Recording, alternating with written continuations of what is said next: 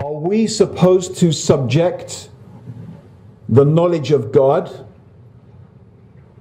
to the thinkings of our human minds? Are we going to compare our knowledge individually and collectively to God's knowledge? That just doesn't make any sense, surely. Is that really logical? Is that really rational to do that? And the funny thing is that if you look and examine our human behavior, we don't behave like that. I mean, yes, we may have questions, of course we ask questions, but our normal human behavior is that, we seek advice from people we believe to be experts.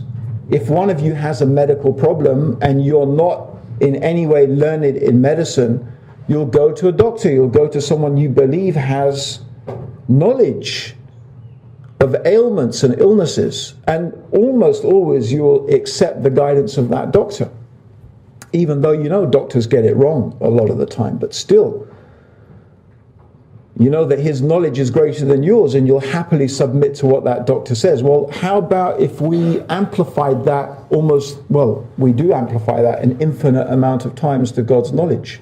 So what I'm trying to say here is that really, for many, many questions people ask about Islam,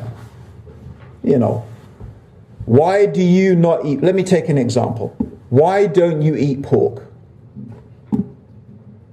Well, I don't eat pork because God tells me not to eat pork. That's the simple answer.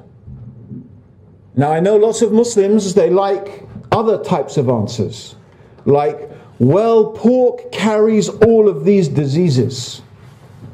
And, for example, pork is more like human flesh than any other flesh. And, pork digests its food within 2 hours. Right?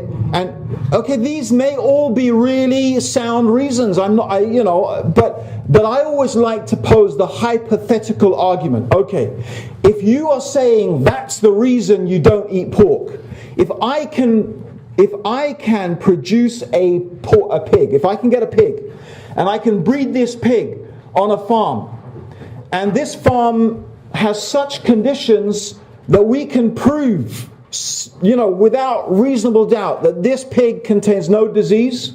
In fact, we implant in the pig nutrients and vitamins, and we can show that this particular product is really beneficial and healthy for you to eat. Does it become halal for us? Does it become lawful? Yes or no? No. So what's the reason we don't eat pig? Because God tells us, don't eat pig. I'm really sorry to explain it that way, and it's so simple. I remember saying this 20-something years ago in Oxford, and people were so disappointed. It's like, can we have something else, please? And it's like, well, but that's it, really. I'm sorry, but that's the bottom line.